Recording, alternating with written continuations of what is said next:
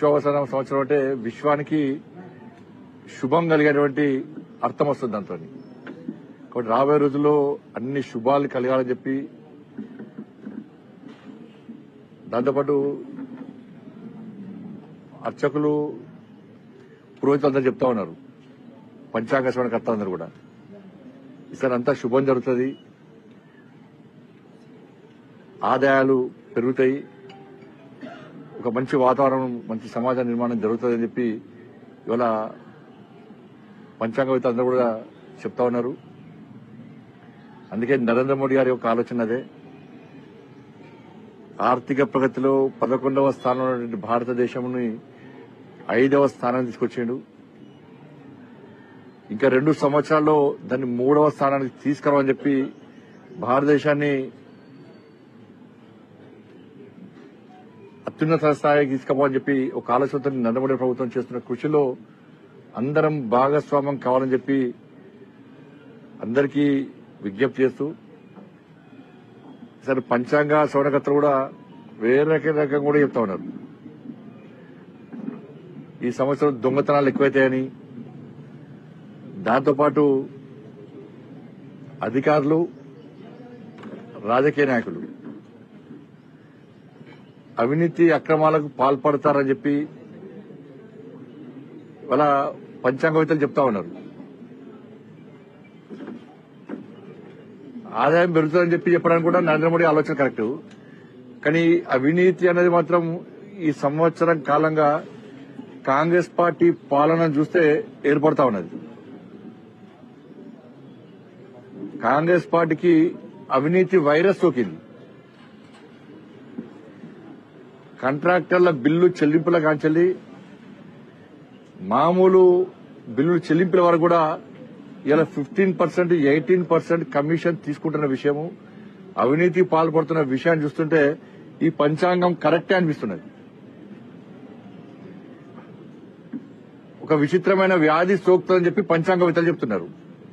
ఆ విచిత్రమైన వ్యాధి తెలంగాణలో ఏంటంటే అవినీతి వైరస్. ఇప్పుడు జరుగుతున్న అవినీతి మొత్తం చూస్తే ఆ బడా నాయకుల నుంచి చోటా నాయకుల వరకు ఈ అవినీతి అనేది కింది స్థాయి వరకు పాకిపోయింది. మొత్తం తెలంగాణ రాష్ట్రం అవినీతిమయంగా మారింది అన్నిట్లలో, ప్రతి దానిలో కూడా. కాబట్టి దీనికి వ్యాక్సిన్ కోసం ప్రజలు ఆలోచిస్తున్నారు. గతంలో పింక్ వ్యాధి అందరూ ఈ పత్తికి పింక్ వ్యాధి వస్తే పత్తి మొత్తం పంట నాశనం అవుతుండే. గతంలో తెలంగాణ రాష్ట్రానికి పింక్ వైరస్ సోకింది. ఎవరంటే బీఆర్ఎస్ పార్టీ వల్ల. 10 సంవత్సరాలు భారతీయ జనతా పార్టీ కార్యకర్తలు ఆందోళన చేస్తున్న ఒక వ్యాక్సిన్ అంటే ఆ ప్రభుత్వానికి వ్యతిరేకంగా ఆందోళన చేయడమే ఒక వ్యాక్సిన్. ఆ వ్యాక్సిన్ భారతీయ జనతా పార్టీ కనుగొన్నది కాబట్టి ఈరోజు 10 సంవత్సరాల బీఆర్ఎస్ పార్టీ అవినీతి అక్రమ కుటుంబ పాలనకు, ఆ కుటుంబం యొక్క అరాచకానికి తెర దించింది, దానికి పులి స్టాప్ పెట్టింది భారతీయ జనతా పార్టీ. ఇప్పుడు కూడా ఈ అవినీతి వైరస్ కు భారతీయ జనతా పార్టీ వ్యాక్సిన్ ఇవ్వబోతున్నది. రాబోయే రోజుల్లో తెలంగాణ రాష్ట్రంలో అధికారంలోకి వచ్చేది భారతీయ జనతా పార్టీ. కాబట్టి ఈ అవినీతికి వ్యతిరేకంగా ప్రజా ఆందోళన అనేటువంటి వ్యాక్సిన్ భారతీయ జనతా పార్టీ కనుగొనబోతున్నది. ఆ స్థాయిలో మేము ఉద్యమాలు చేస్తాం. తప్పకుండా ఈ కాంగ్రెస్ పార్టీ అవినీతికి వ్యతిరేకంగా పక్కా కొట్టాడతాం. ఇవాళ తెలంగాణ రాష్ట్ర అభివృద్ధిని చేసేది భారతీయ జనతా పార్టీ, కేంద్ర ప్రభుత్వం. నిధులు ఇచ్చేది కేంద్ర ప్రభుత్వం. వాళ్ళ సన్న బియ్యం ఇస్తామంటున్నారు, ఇచ్చేది కేంద్ర ప్రభుత్వం. అక్కడ మోడీ గారి ఫోటో కంపల్సరీ పెట్టాలి. వాళ్ళ తెలంగాణ రాష్ట్రంలో 90 లక్షల రేషన్ కార్డులు ఉన్నాయి. 56 లక్షల రేషన్ కార్డులకు ఉచితంగా బియ్యం ఇచ్చేది కేంద్ర ప్రభుత్వం. ఇలా మిల్లింగ్ కాంచెల్లి ట్రాన్స్పోర్టేషన్ గాని, సుతిల్ పైసలు గాని, అక్కడ పనిచేస్తున్న సిబ్బంది పైసలు గాని అన్నిటికీ ఒక్కొక్క కిలోకు 40 రూపాయల ఖర్చు కేంద్ర ప్రభుత్వం చేస్తున్నది. 40 రూపాయల ఖర్చు చేస్తున్న కేంద్ర ప్రభుత్వం ఒక్కొక్క కిలోకు. ప్రజలు ఆలోచించాలి. మీకు ఇచ్చే ఒక్కొక్క కిలో బియ్యానికి 40 రూపాయలు కేంద్ర ప్రభుత్వం ఖర్చు చేస్తున్నది. మీకు ఇచ్చే బియ్యం కేంద్రం ఇస్తున్నది, రాష్ట్రం ఇస్తలేదు. రాష్ట్ర ప్రభుత్వం సన్న బియ్యం పేరుతోని కేవలం 10 రూపాయలు మాత్రమే ఖర్చు పెడుతున్నది. 40 రూపాయలు ఇచ్చడం గొప్పోడా, 10 రూపాయలు ఇచ్చడం గొప్పోడా? 40 రూపాయలు ఇచ్చేవాళ్ళు ఫోటో పెట్టుకుంటారా, 10 రూపాయలు ఇచ్చేవాళ్ళు ఫోటో పెట్టుకుంటారా? ఫోటోల కోసం కాదు కొట్టాడా, కానీ ఎందుకు పెడతలేరు?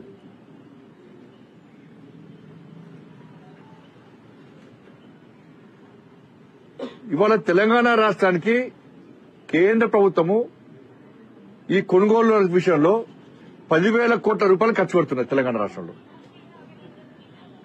రాష్ట్ర ప్రభుత్వం తిప్పి కొడితే నాకు 2,000 కోట్లు కూడా 2,000 కోట్లు ఖర్చు పెడుతుంది అంతే.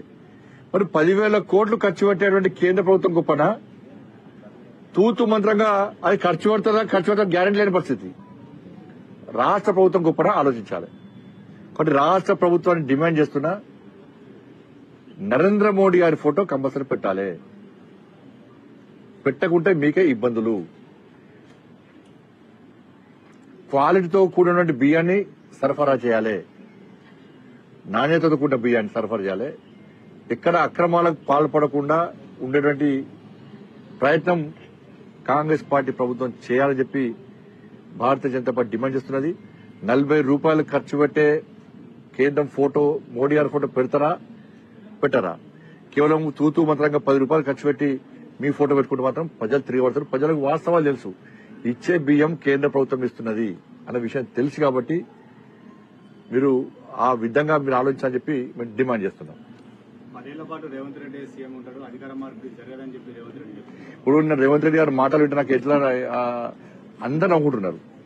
రేవంత్ రెడ్డి గారి మీద దాడి చేసింది, రేవంత్ రెడ్డి జైలు పంపింది వాస్తవమే. నేను కూడా చాలా సందర్భాల్లో చెప్పిన,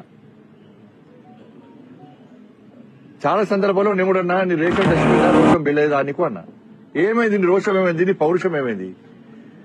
ఎన్నికలప్పుడు కేసీఆర్ ఇష్టపడ్డా, కేసీఆర్ కుటుంబాన్ని ఇష్టపడ్డా అన్నటువంటి రేవంత్ రెడ్డి గారు ఇవాళ ఏమంటున్నాడు? ఇవాళ నేను పగ తీసుకోలేను నాకు అర్థం కాలేదు. పగ తీసుకోకపోవడం ఏది? పగ కారణం ఏది? ఇప్పుడు కేసీఆర్ కుటుంబం పడ్డ అవినీతి విషయంలో విచారణ జరపాలంటున్నా. అవినీతికి పాల్పడ్డ కేసీఆర్ కుటుంబాన్ని లోపడేసి తొక్కాలి అంటున్నా, లోపల పంపాలి అని నేను అంటున్నా. అంటే అవినీతికి పాల్పడ్డ కుటుంబాన్ని లోపడేస్తే ఇది పగ తీసుకోవడం అవుతుందా? అక్రమాలకు పాల్పడే వ్యక్తుల మీద కఠిన చర్యలు తీసుకోవడం అంటే ఒక ముఖ్యమంత్రి స్థానంలో వ్యక్తి పగ తీసుకోవడం అవుతుందా? అంటే ఈ పగ తీసుకోవడం పేరుతోనే ఇప్పుడు కేసీఆర్ కుటుంబాన్ని ఏం చెయ్యము అని చెప్తున్నారు. చెప్పగానే చెప్తున్నారు. అంటే మేము ఏం చేయము ఇక. అంటే రేవంత్ రెడ్డి అడిగారు కేసీఆర్ కుటుంబాన్ని ఏం చేయడం అన్నట్టుగా ఫుల్ క్లారిటీ ఇచ్చేసింది రాష్ట్ర ముఖ్యమంత్రి గారు. ఎందుకంటే వీళ్ళిద్దరు ఒకటే. పగ తీసుకుంటారని చెప్పి తెలంగాణ సమాజం ఆలోచిస్తలేదు. కేసీఆర్ కుటుంబం అవినీతి మీద, అరాచకం మీద విచారణ జరపాలి, వాళ్ళని లోపట్టేయాలని చెప్పి తెలంగాణ సమాజం కోరుకుంటున్నది. మిమ్మల్ని నమ్మి మీకు ఓటేస్తే ఇవాళ నేను పగ తీసుకోను, అటువంటి ఆలోచన లేదు అంటే ఇక మేము ఏం చేయమన్నట్టు. ఇక ఏమేయాలి? ఫోటో కేసు ఏమైంది? ఉన్నోళ్ళందరూ బెయిల్ తీసుకున్నారు. ఉన్నోళ్ళందరూ బెయిల్ తీసుకునే విధంగా కాంగ్రెస్ పార్టీ ప్రభుత్వం సహకరించింది. అడ్వకేట్స్ పెట్టలే, కోర్టులో వాదించలే. ఇక మిగిలింది ఒక్కరెవరు? ప్రభాకర్ రావు మిగిలింది. ఇలా ప్రభాకర్ రావు ఏం చేస్తాడు? ఈ వచ్చిన బెయిల్ పిటిషన్లు అన్ని చూపెట్టి ఆయన కూడా బెయిల్ చేసుకుంటాడు. బెయిల్ కూడా కాంగ్రెస్ పార్టీ ప్రభుత్వం ఇప్పిస్తుంది, బెయిల్ వాదించకుండా. అయిపోయా కేల్ కథం దుకాన్ బంద్. ఫోన్ టెంపకేట్స్ ఏమైంది? అన్ని బెయిల్, అందరి బెయిల్ వచ్చింది. ఇక ఇప్పుడు మళ్ళీ చేస్తారు, మళ్ళీ విచారణ పెడతాం. మీరు కోట్ల బెయిల్ వచ్చినాక మీరు చేసేది ఏంది? విద్యుత్ కొనుగోలు విషయంలో విచారణ పూర్తయిందన్నారు. ఒక్కసారైనా కేసీఆర్ విసిరా? ఫోన్ ట్యాపింగ్ లో పెద్ద ఆయన చెప్తే మేము ఫోన్ ట్యాపింగ్ చేస్తామని చెప్పి ఎవరైతే నిందితులుగా జైలుకు వచ్చారో వాళ్ళు క్లియర్ గా చెప్పారు, స్టేట్మెంట్ రికార్డ్ చేశారు. మరి ఎందుకు నోటీస్ చేయాలి? ఇలా బెట్టింగ్ యాప్లకు సంబంధించి కూడా ఎంతమంది జీవిత నష్టమైనాయి? బెట్టింగ్ యాప్లకు సంబంధించి కూడా కేసీఆర్ కుటుంబం పేర్లు వచ్చినాయి. నేను సోషల్ మీడియాలో చూస్తున్నాను. వాస్తవం అయితే అది వాస్తవం అయితే దాని గురించి చెప్పాలి. ఏదో ప్రెస్ మీట్ పెట్టి మేము వదిలిపెట్టాం, పట్టుకుంటే వదిలిపెట్టడానికి మేము వదిలిపెట్టాం నువ్వు పట్టుకుంటే వదిలిపెట్టావు. ఎవరు పట్టుకున్నావు? ఎవరు చర్యలు తీసుకున్నావు? ఒక్క కేసు, ఒక్క నోటీస్ చేయలే కేసీఆర్ కుటుంబానికి.